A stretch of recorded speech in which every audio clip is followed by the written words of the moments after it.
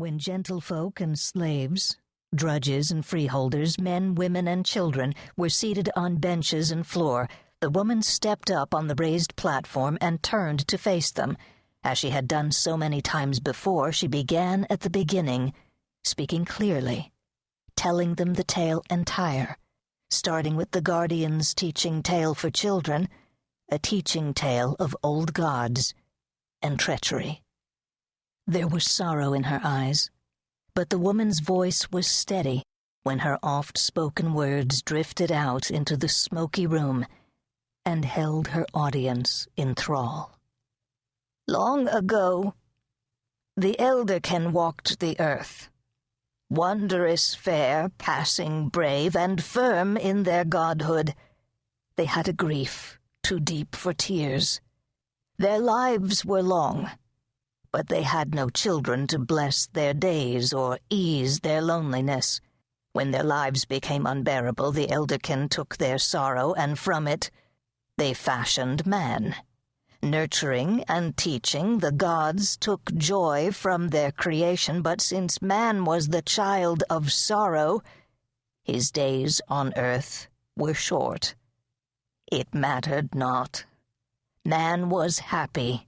He had the love of his gods. Then one of the goddesses conceived. On the day of the godling's birth, the heavens rang with the Elderkin's rejoicing. They vied one with the other in producing magical gifts, and even the gods did foolish things in the name of love. Into the keeping of that untutored babe were given, along with other things, the key to open all hidden and secret knowledge, a coal torn from the sun's living heart, and 3 drops of the waters of life. In their infatuation with the child of joy, the gods forgot the children of sorrow. Man grew jealous and tried to win back their gods with mighty deeds and daily worship.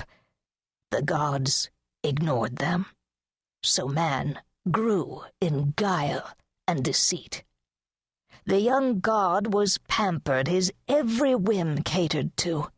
He ranged far, seeking excitement, some of it among men. One day he met 2 brothers, sons of the king of Sile. Theron, the elder, was a swordsman of repute, but that greatness could not equal the facile power of his tongue, as both foes and maidens knew to their shame. Lorn, the younger of the 2, despite his lameness, was also a great warrior, but was content to rest in his brother's shadow. The godling and the brothers became great friends. The king of Sile died. Theron ascended the throne.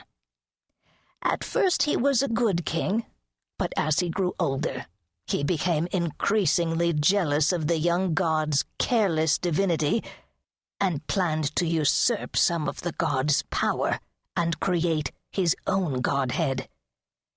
Using guile and deceit, Theron tricked the godling into giving him his choice of the birth gifts.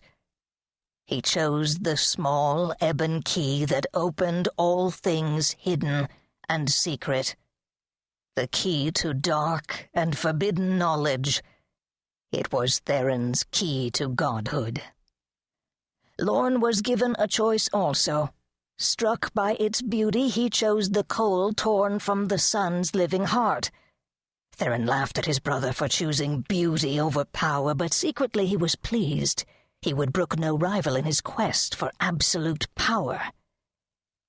His power grew, but it could not halt the passing of time. Theron could create the illusion of youth, retain his red-gold hair, his straight back, but he was old. So was Lorn, whose infirmities were painful and crippling. The god was saddened by their plight and was easily tricked into giving his friends each a drop of the waters of life, the waters of immortality. Lorn did not want to drink, but he allowed his love for his brother to sway him.